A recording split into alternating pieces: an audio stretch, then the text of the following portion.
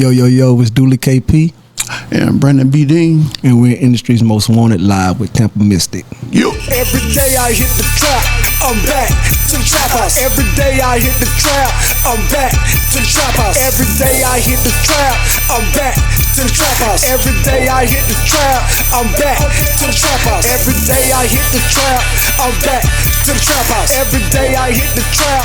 Hey, what's going on? It is your girl TampaMystic, and we are back with another episode of Industry's the big one, most not the little one. wanted. You better tell them Industry's Most Wanted. What's going on, fellas? How y'all doing today? So we're doing great, baby. What's happening? Dooley KP in the building. Yep. Brandon B. Dean in the building. Yes, ma'am. Y'all doing all right today? We're doing great. Great.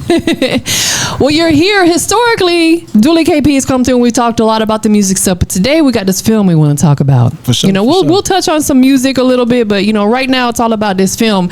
But I do want to kind of brag on you for just a minute, Mr. KP, Dooley KP. You've worn a lot of hats in this entertainment industry, and want to make sure you get your flowers because I've known you for many, many years. You've always been about your business, been professional, been polite. A lot of artists can learn from him. Artist, CEO, manager, writer, actor, director. Yeah. You do it all. What inspired you to expand into filmmaking?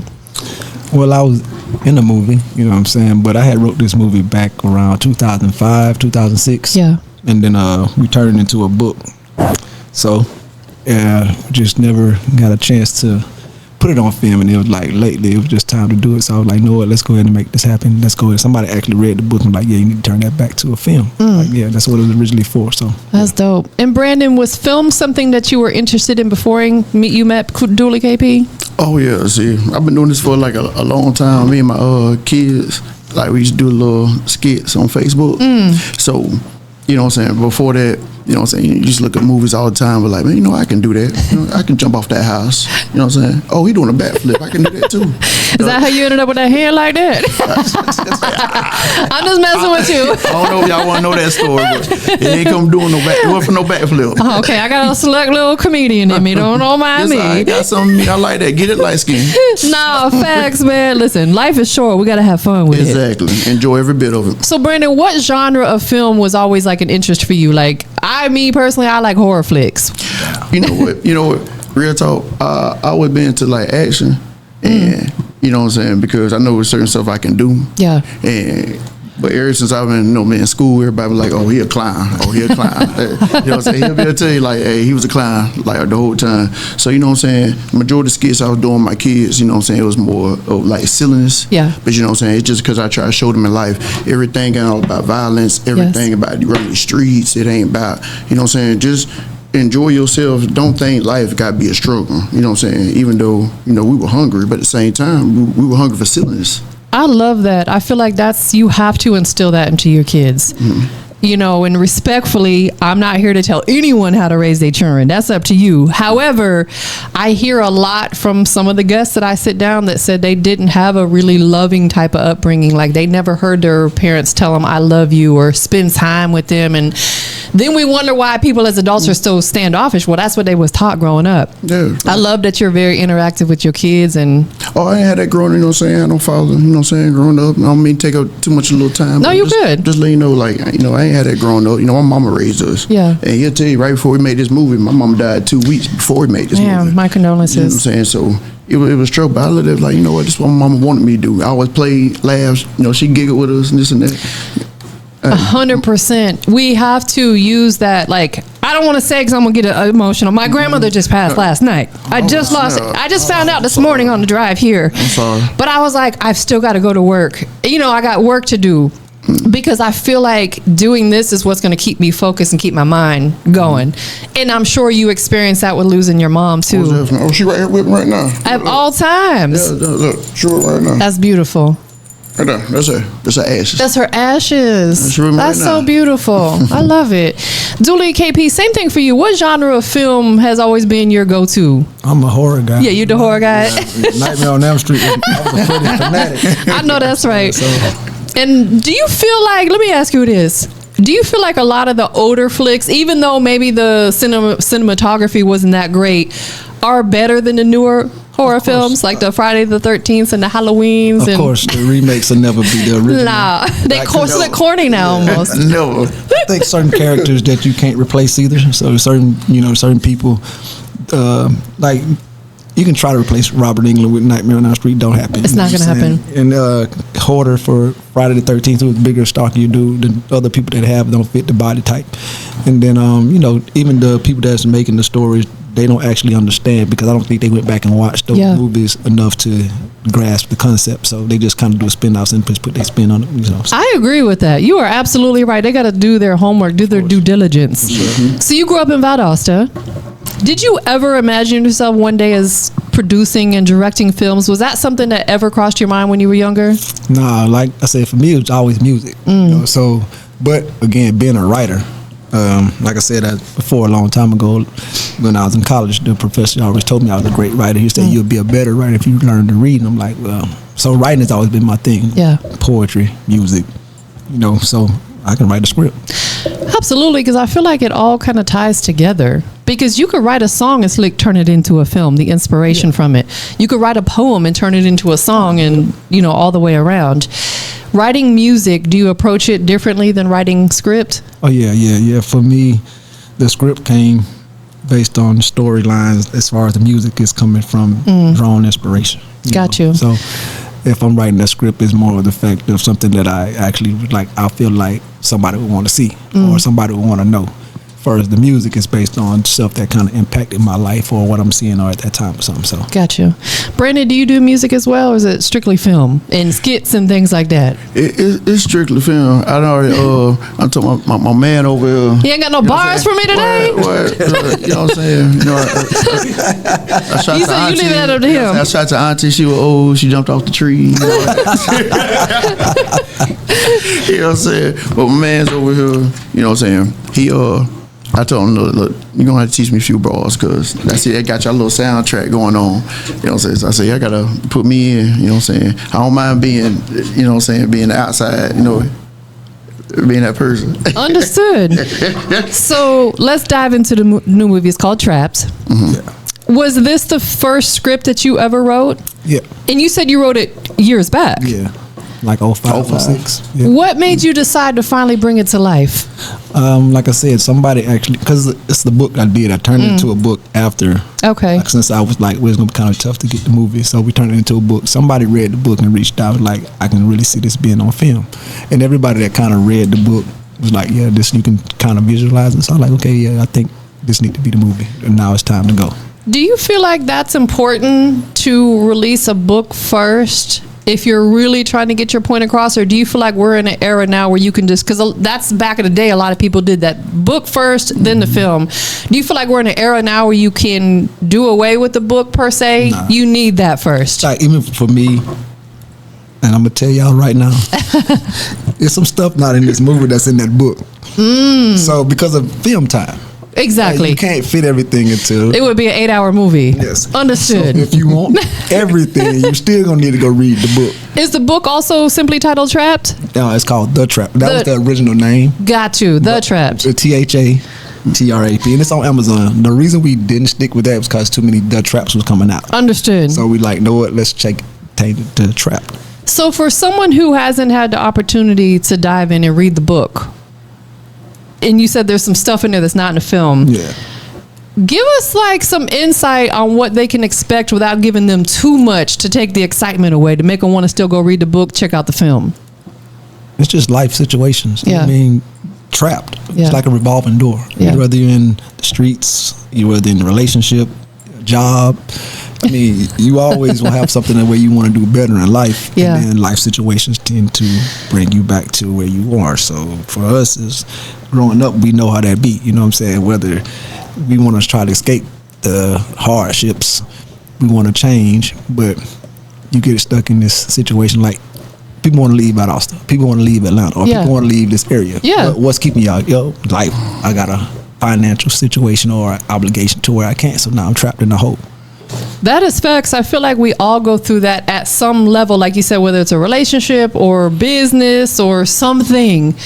we feel trapped, but I feel like we have to make the best of that situation because this too shall pass, you know. Sure, you that's what I remind myself of, this too, whatever it is, this too shall pass. You got to find a way to escape. Absolutely.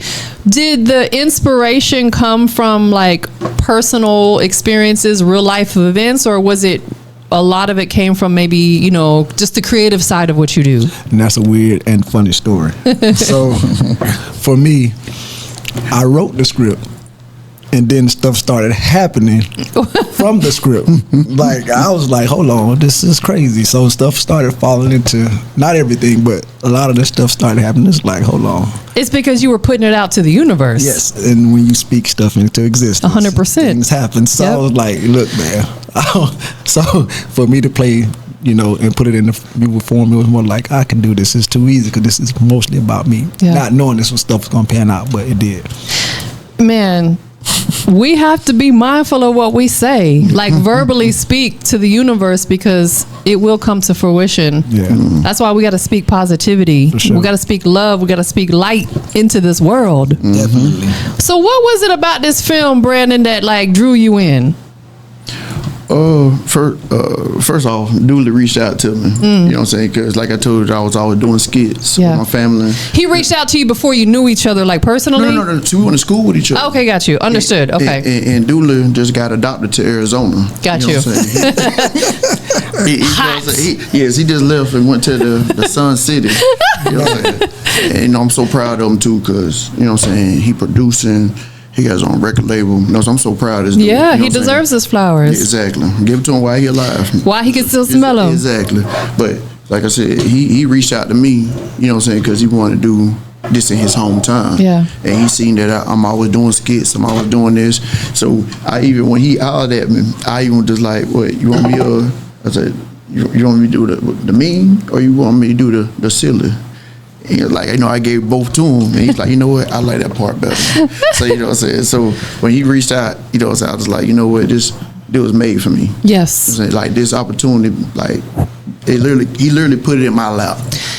It was, you were drawn to it because it aligned with your vision of what you wanted to do. I feel like, yeah, because I'm pretty sure, I can't speak for you, but I'm pretty sure there's some roles you would not take.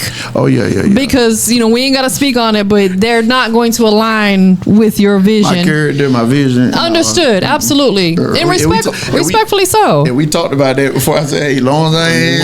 Certain things I'm not long as first thing he said, no, I wouldn't even try you like that.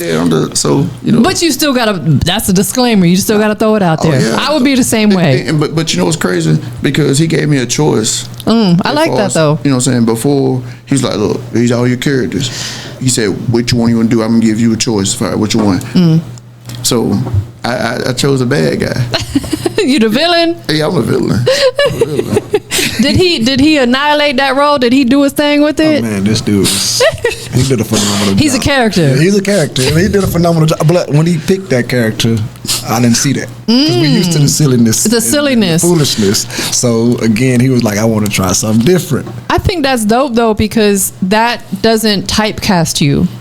Because if you would have went into that role doing the funny one and people know you for your funny skits, people could slick typecast you, but they're like, oh, he can do this and he can do this. He still brought his comedic stuff to it. Yeah, of course. He definitely brought the comedy to it still, but yeah, he still had to bring him, and that's what we want. So of course. And that kind of leads into my next question. So I know you have a script, obviously, but do you allow the character just somewhat improv to kind of make it their own? Yeah, for me, it was more of, I want them to make the character. Like, you look at a Smokey. Yeah. There's nobody else can be that but ever. Chris Tucker. Right. And again, back to like I was saying about Nightmare on Elm Street, if you got Fred, like there's only people that made these people, so that's why you look at them as like that. We call Urkel and not Jaleel White because they did so good. We call Screech because he's not just a diamond, like because they did a phenomenal job of being those characters. I told the character in the cast like, hey, you be them. Make them do that job to where now they're gonna call you that, which actually happened because certain people now we call them by that name. Like we might not even call them by their real name because they did a phenomenal job. So you that person. Absolutely, and I feel like it comes out more organic that way. Because I ain't gonna lie, I've seen some films, to me, they come across as very scripted, and I'm just like, The storyline is good, but the acting is not good, because I feel like maybe the director didn't allow them to kind of bring their personality into it. And it probably makes your job easier too, right? Yeah, that's what you want, especially when having my associate producers, both of them associate producers on this, and they were like, hey, we got something we can kind of see here. Like, I told everybody when we started, this is not just mine. This is ours. It's all our first. Yeah. You know what I'm saying? It's a lot of firsts here. So Cass first time. It was everybody's first time on there except for maybe the person that actually filmed. Shout out to Manual Films. But everybody else, it was their very first time being in front of the camera. Our very first director debut. Like, it was a lot of firsts. So this is all our baby. Yeah. So I told, hey, everybody got a part of it. So when they like, hey, we got this and try this, and I was like, let's go. Let's try it. How long was the casting process? Probably about 5 months. Took a little minute. Yeah, because again, I wanted to, put this in a perspective to where I wanted to be serious. Yeah. And a lot of people don't, I just want to be in a movie. I want to be in a movie. But hey, have you ever been in front of a camera? Do you do skits? What can you do? What kind of character are you? So that was the whole fill out process, and then doing the reads and having them sit down, and it was a 5 months. Absolutely. And it could take a lot of dedication, because there could be some days when you're on set for hours, right? 16 hours was first day. That's what I'm saying. So don't be like, man, I got to go home and pick up the kids. And like, no. Yeah, 16 hours. The first day was a 16-hour shoot. So first day, 16 hours. But in total, how long of a span was it from the first day to the last day of filming? We did a 3 days rush. Okay. Crammed job. But like 16 the first day, maybe 12 the second, and another 14 the last. So everything was over 10 plus hours a day. Got you. Now, as far as one of them days, I think it was that Friday. That Friday when it started raining, so that kind of messes up as far as time. Yeah, time wise. Because you were filming outside? Yes. Yeah. I got you. So that's when that rain hit. It was just like, so you gonna do this? God was raining on y'all parade, man. So what all days you gonna do this today? And it's crazy because we watched the weather. It's supposed to rain the first day, and not a drop. It didn't try to drop.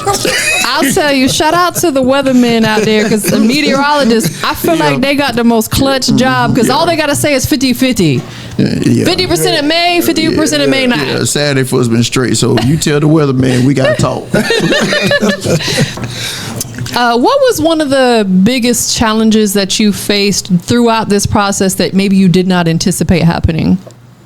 I would say just the shooting. Yeah. Because like the film I was in, I was an actor. I wasn't behind the camera, so it's just me learning my role, my script, my lines, and just being involved. This time it's more of man your set, control your set, watch this, come look at this, making sure people in directors in this area, making sure you in every, like, you can't even get a break.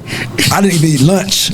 Like, there's days I didn't even eat. That's okay. It's okay to fast from time to time.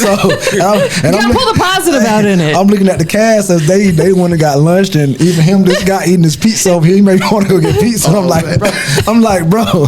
So yeah, I think it was more of that, just not having the freedom. It was more of work. Like, you didn't be able to just roam around and take a break. It was more of, you got to be on every scene. You got to be in every take, every action, like trying to keep it up. So absolutely, because you got to make sure everything is flowing exactly the way you want it to, and it's not a matter of necessarily trying to be controlling, but you got to make sure this is your baby, like you said. Yeah.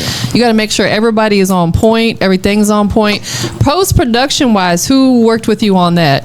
Yeah, it's being edited right now. We still got Manny still over, the person that actually filmed. He's still looking. I'm actually part of it, and then we got another editor too. So it's kind of like 3 or 4 hands involved trying to make. That's the most time-consuming part. Yeah, this post-production is very, very. People don't realize the editing and that post-production, because it's so tedious. Yeah. There's so many tweaks and this and that. And have you had any moments of maybe like audio where you're like, oh man, we need to record that audio, or do something in studio or something like that? We were talking about that, trying to figure out how we're going to make that work once we get a timeline, everything lined up. There was a few scenes where the wind was blowing kind of hard. Yeah. Or we had a fan in the background. So, yeah. It was certain kind of things where we're like, okay, we got to kind of figure out how we're going to do that.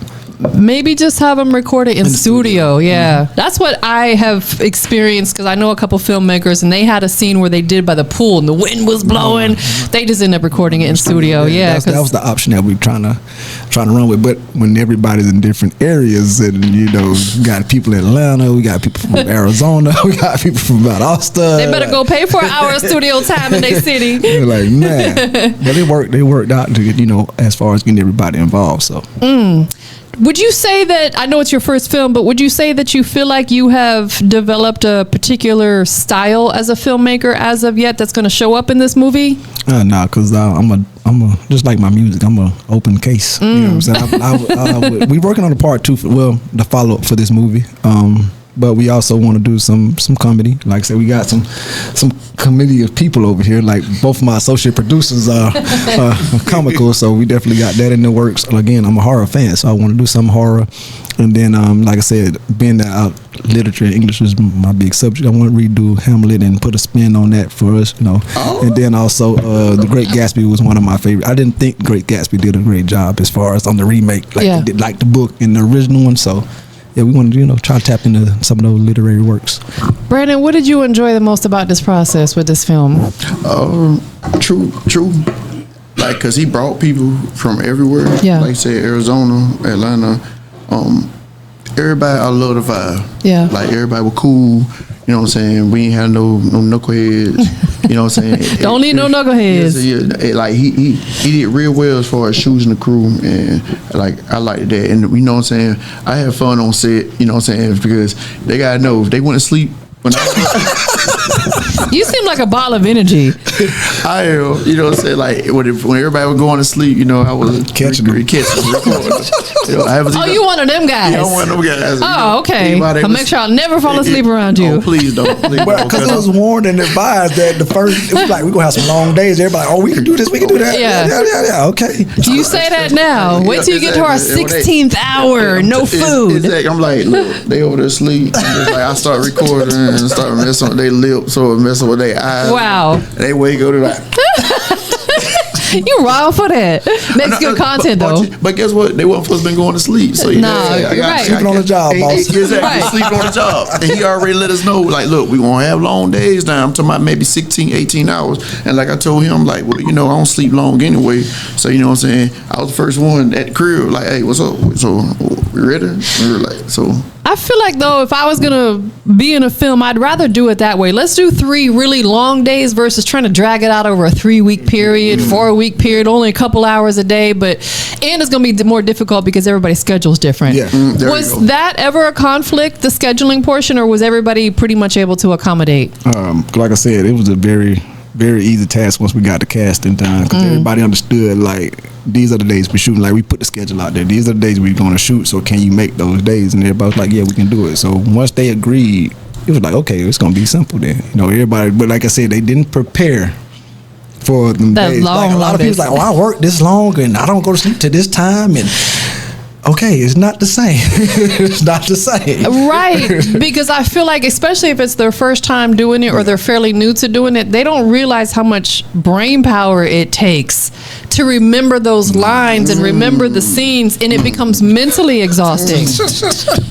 That would be me. I'd be like, let me look at my script again real quick. Like, it's different takes. It be like that though. It really do. Them different takes. I had everything nailed down. I mean, everything nailed down. You know what I'm saying? Just like you just said, like, I got this. I got this. And that time comes, you be like, hold on, let me see my part. Exactly. Right. But I feel like probably everybody goes through that. I don't care if you Denzel or as he corrected us, it's Denzel. There you go. Denzel Washington. I'm pretty sure he even has those moments where he needs a quick mental break. We're human beings. Yeah. You got to think, especially if you got a lot of lines, a lot of scenes, and you be like, dang, I was going to say this on this one? Right. Is this the scene? When you have a connection with people you work with, you know what I'm saying, it's kind of a little bit easier. Of course. Because like my man's over, you know what I'm saying, Lucky. You know what I'm saying? Lucky Luciano over.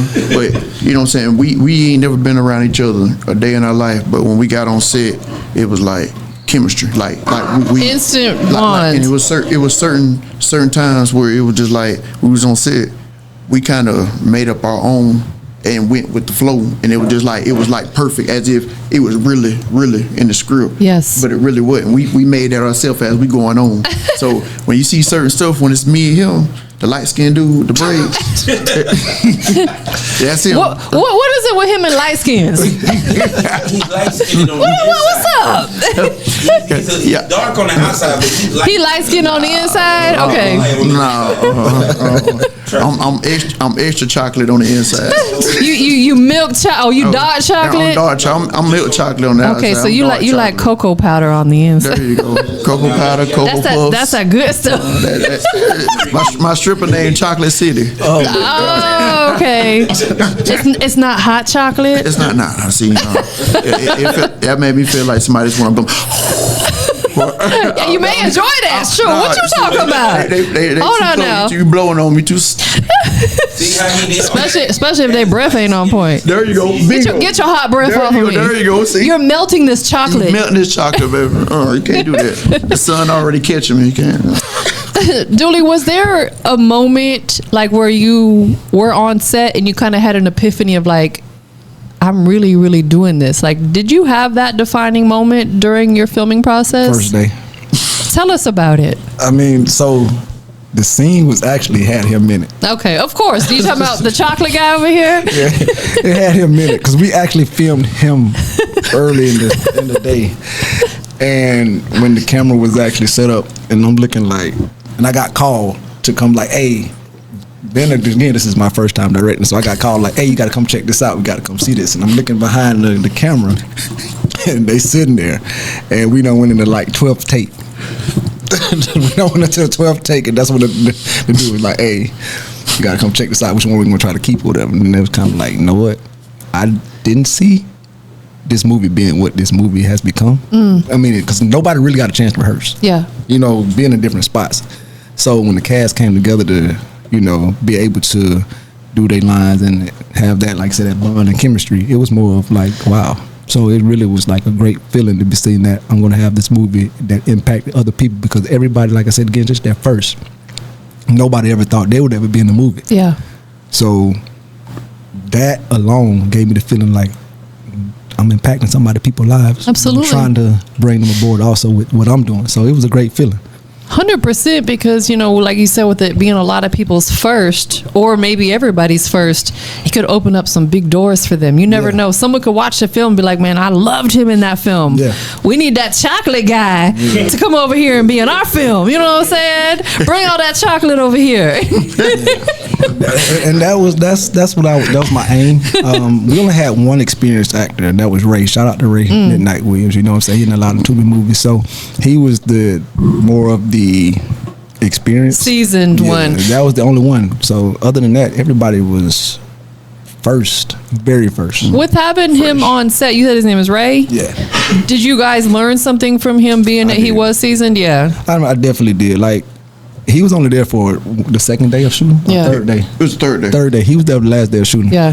And he taught me a lot. He was more like, hey, you know, standing in certain situations, certain places, not to, you know, do certain things, move in a certain type of way. Yeah. Him and Manny both had experience in that That's part. Dope. So, and then, you know, just kind of telling the cast, like, you know, once you get done, what to do next, how to, you know, put yourself in position to. Shout out to Ray, man. He came in there and dropped all the good jewels and gems. He definitely did. I try to tell the cast, like, hey, make sure y'all network with this guy come in, because he's doing it. He's actually, this is all he do. He's nothing else.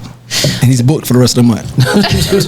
I also want to give a shout out to Lucky. Yeah, Manny. See, I can't say Lucky while he in the building. We got two Luckies. Yeah. Okay. All right, so normally I would just say Luck, and he get a different name. So you know what I'm saying? I want to give a shout out to Travis. Yeah. Like, you know what I'm saying?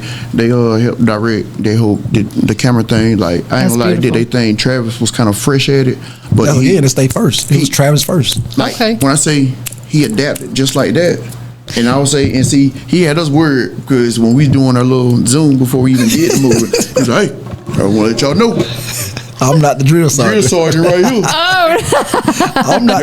Normally I am. You ain't got to worry about me. This is what you got to worry about. Yeah. So Dooley was the drill sergeant. Normally I am. This one is not. This was the case to me not being a drill sergeant. This was the case. Don't feel bad because I'm such a drill sergeant when it comes because I like to be in control. So don't feel bad. It was more of the fact that I got not to be the drill sergeant this time. Somebody's actually helping me, so I didn't got to. Hey, you let someone else take that role. Yeah. So by him doing that, you know what I'm saying, I'm just like, okay, you know, it's my first time meeting him, but he wasn't uptight as he made it sound out to be. But I did see that little moment. That's when I had to take charge. When I was like, okay, you know what? You need to get this together.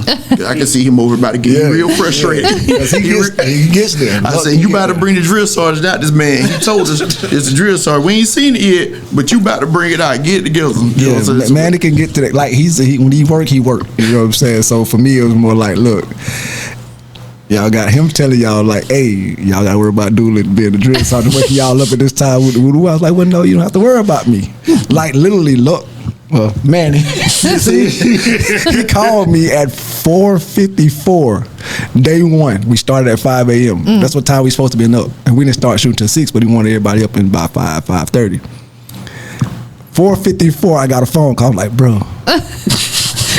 It ain't even 5 o'clock I still got 6 more minutes. Like, yeah. And we got somebody over here that doesn't like to go to sleep. But like I just didn't go to sleep at all. I just been up. An hour. He got literally an hour. Yeah.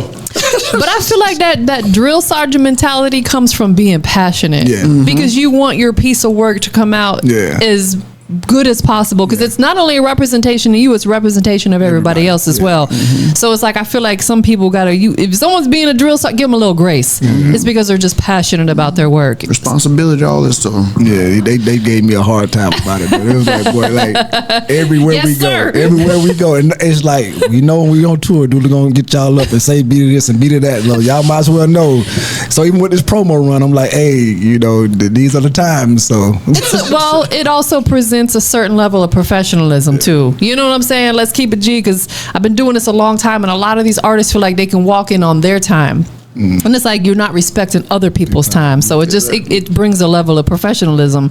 Do you feel like Trapped is separate? Like, what separates it from other music, or it's not music, but films in that genre? Do you feel like it's a little different than what we may find in that genre? I mean, it has the similarities, but it definitely it's going to be different because, again, most of those movies don't have the comical parts. Like, again, you may have bits and pieces. Like, these guys really brought some comedy into it. So it's not like just like an uptight, all serious type movie. Got you. You get some comedy, you know, you get to laugh.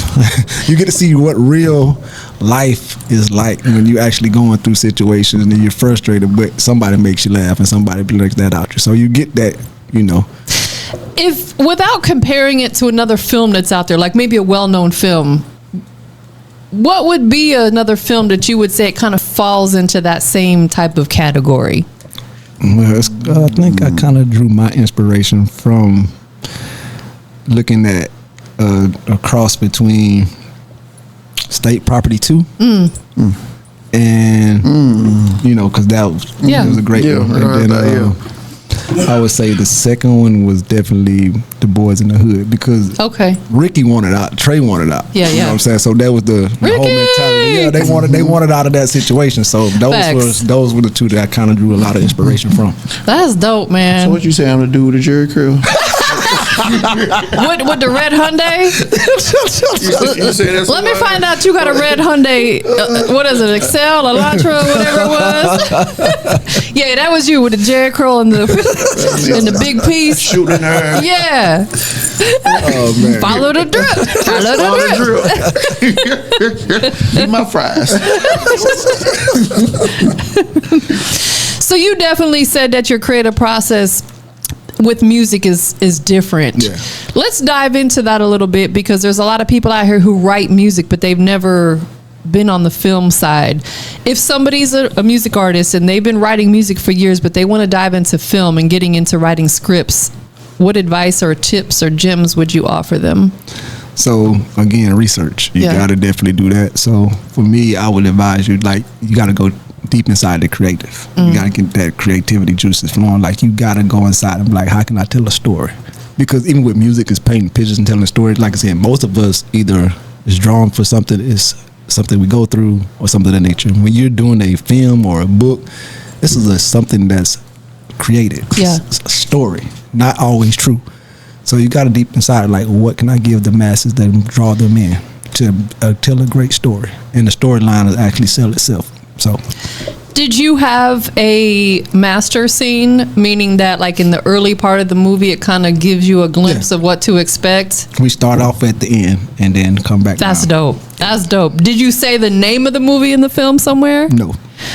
You gotta add that in there somewhere. Well, actually, I did. Okay. I did. Okay. My narration part. I forgot about. See, I forgot about that. The narration part. Yeah. Because I was narrating at the beginning. So yeah. I'm such a movie buff, and a lot of movies, whatever the title is, somewhere they slide that title. See how she did it. Like, you gotta add that. You gotta add that in there. And watch this, if you thought, once you thought about it, you was just like, you know what? Yeah, I did. I did do that. If you did, you be like, you know what? I gotta figure out a way to add that in there. But yeah, I did a narration at the beginning too. So yeah. So with music, there's a lot of rules per se that you have to follow. Of course, you gotta, have your verses. You gotta have a hook. You gotta have a bridge. You gotta have your ad libs.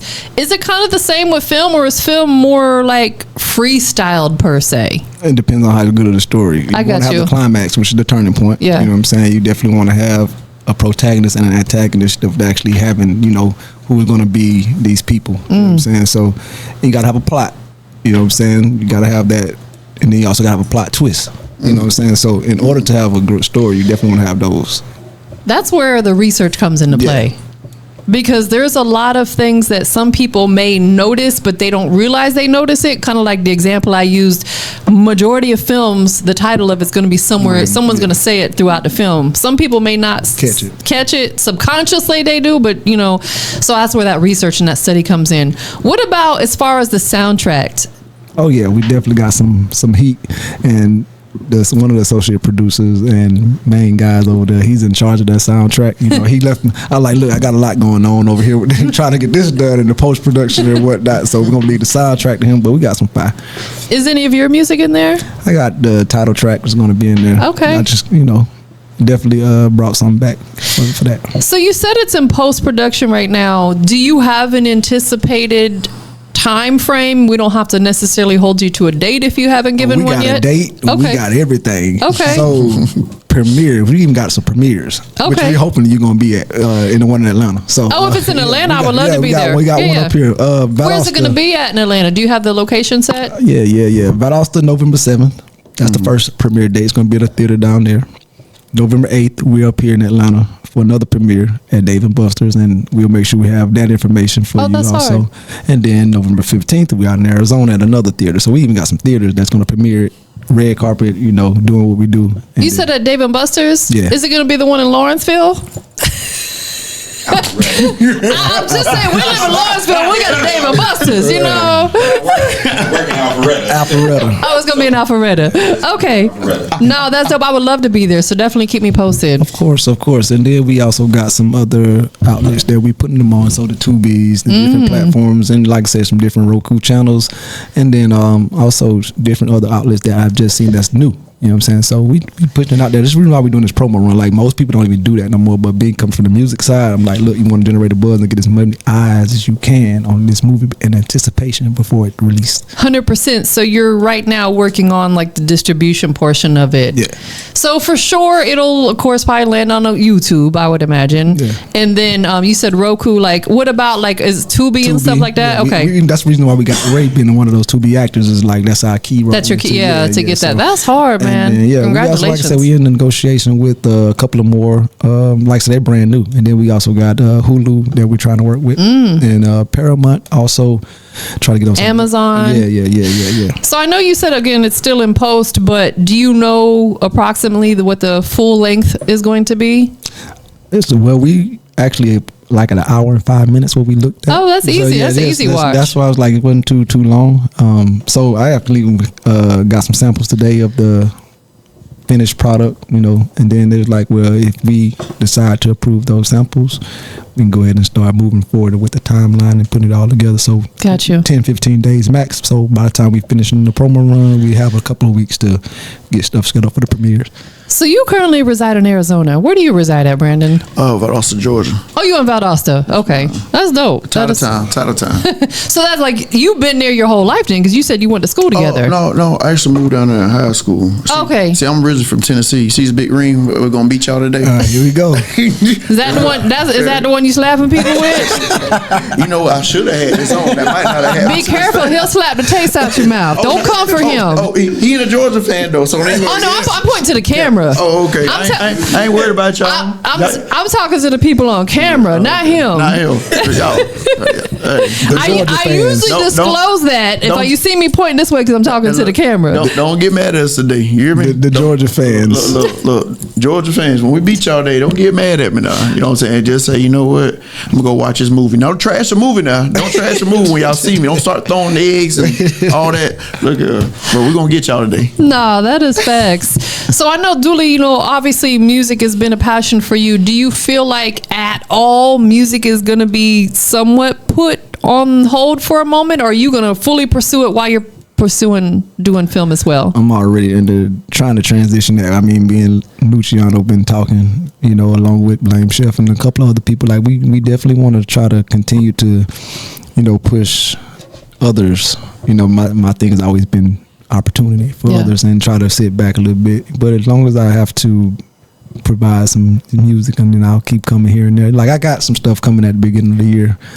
Since now that the movie's done, like I actually had to sit down and stray away. Yeah. You know what I'm saying? But now that the movie's over, we got it wrapped up. Even though I'm starting the second script and we're looking to shoot in March. But I have some music coming along those lines that people are going to still be able to hear something. So, have you already started working on the second script? Yeah. It's going to be a follow-up to Trapped? So okay. It's an actual another story within a story. So, again, we definitely want to keep the cast working and moving. We also, like I said, got something in the lines for the funny guy right here. We actually working on, you know what I'm saying, we got scripts, like I said, we got some horror going to be coming out the wild, but I don't want to, you know, kind of have these guys get stale. Like the more work they get, the more they be seen. No, absolutely. And have you put the official trailer together already, or is it just because they're still working on the production? Yeah, so we'll probably have that official trailer a beginning of October. That give us a full 30 some days. Yeah. You know what I'm saying? So to run the ads and get everybody to keep their eyes on it. How many people were involved total? Do you have a head count? 15, 16. Okay. Something like that. Yeah, because I think the cast members itself was probably about 12 of us. Okay. 13 of us. And then the extras and then the crew. Yeah, we had about 15, 16. Yeah. So obviously it's not out yet, but we've done a lot of talking about it. For people, when they do catch it and watch it for the first time, what do you want them to get from it? Like, what is the emotion, the feeling, the vibe, the story that you want them to get from it? For me, it's more of don't let nothing keep you behind the wall. Hop the fence if you got to. Kick the door down if you got to. Don't stay trapped. Like, there's always out. You know what I'm saying? And if you give up and say, well, I'm stuck here, I feel like I'm trapped, and you're going to be. So it's a mind thing. You got to have that mind like, hey, you know what? If I can advance, so can they. You should be super proud of yourself. You said you wrote the script in 2005? Yeah. That's 20 years ago. Yeah. Like, that's... And it don't seem like it's that long ago until you say 20 years ago, and you're like, dang, 20 years is a long time. It was weird because I was in the studio supposed to be working on music. Did you change any of the original scripting, or did you keep it exactly as it was? Well, like I said, they improv'd a lot because we wanted to keep it in modern times. Right. A lot of the stuff kind of stayed the same. Got you. So for the majority of it stayed the same. Yeah. Okay. Which is weird. Like I said, it's weird because the movie played out again my life after. Yeah. So me writing this story, I foresaw a lot. Even with times changing, some of the stuff still kind of remained today. So for me, it was more like, hey, that was kind of weird. That's why even Manny was like, when you wrote this, like I wrote this 20 years ago, and then like another person could vouch for it because he was in there, and I didn't stop. I wrote this script literally in 3 days. I was in the studio locked in. Other artists was in there recording. They're like, you gonna do your verse? I'm like, nah. But when you do good work, it's timeless. It's like your music as well. You could have wrote a song 20 years ago, but if you write it with some substance, you could release it today and nobody's going to be like, man, that sounds 20 years old. That is dope, man. Definitely. Anything else you got for us that we need to know about for this film releases? Yeah, y'all can catch some of these short films coming with Mr. Brandon B. Dean. You know what I'm saying? He's the Reverend No Good. That's him coming. and his purple ball? Yeah, we got Reverend No Good coming for y'all. You know what I'm saying? We also got Manny and me casting trying to put together this Western film. Okay. Yeah. It's some little shorts that we're doing. Just kind of like I say, keep the cast busy. Luciano, myself, and Flame Chef over there. We're working on something big, you know, for as far as the music wise. Yeah. Tour? That may be coming. Yeah, we actually working on that too. But okay. we actually ran into a lot of Atlanta legends, and we're trying to, you know, put something together for that too. That's gonna be hard. Yeah. I'm gonna say this right now. A lot of these OGs and legends, they are booked and busy right now, and I'm loving it for them. The music is coming back. Yeah. Yes, like I see so many artists who were very popular. We'll say back in the '90s, like.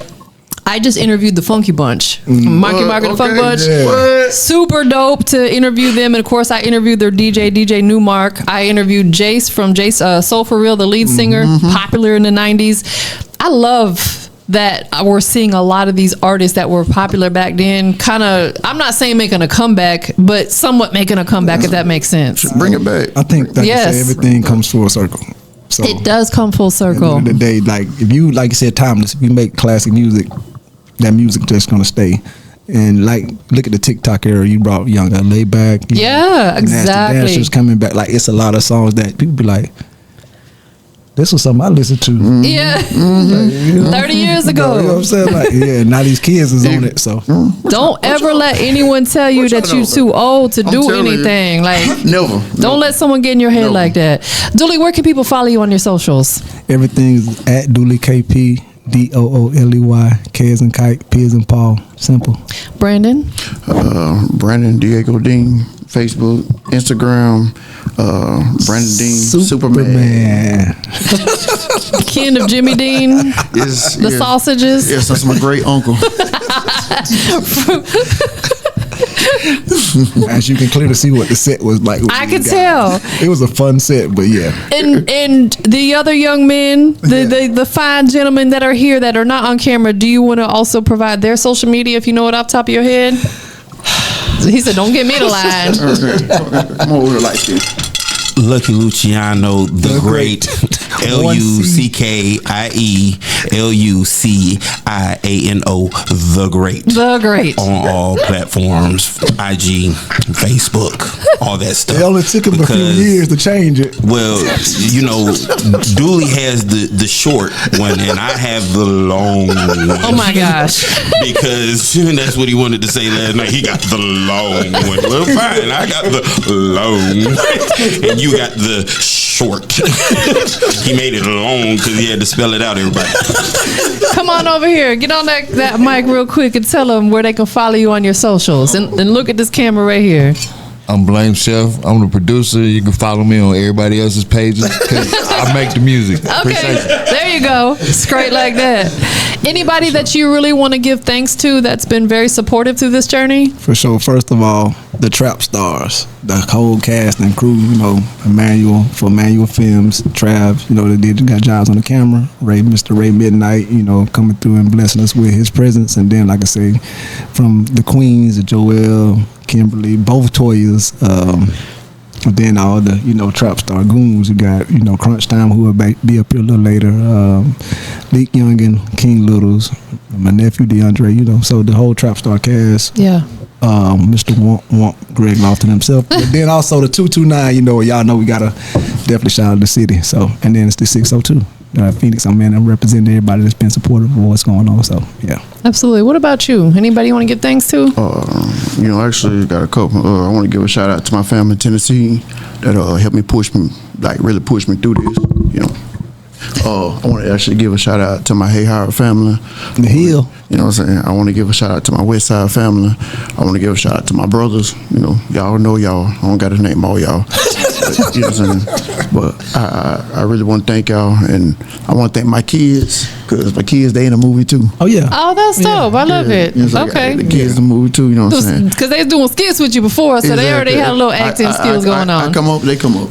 You know what I'm saying? Family affair. You know what I'm saying? And just want to give a shout out to my mom. Love you. You know what I'm saying? Yeah. Your son doing it. I know that's right. Shout out to Miss TampaMystic from the industry. Of course. For sure. And Of course. I most definitely want to give a shout out to Dooley Reed for giving this opportunity. You know what I'm saying? You know what I'm saying? That he ain't had to reach out to me. He could have reached out to anybody, but he reached out to me, and I appreciate it. That's love. So I'm going to ask this question a little differently, because I usually ask what makes you the industry's most wanted, but I'm going to ask you today, where are we at? Industries. Tell them the big one. Most wanted. What makes Trapped, the movie, the industry's most wanted?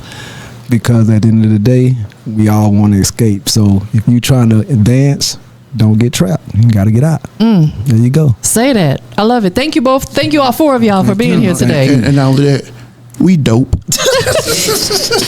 He had to get the last word in. This guy. We out of here, y'all. Peace. It's part 2, hey, here we go.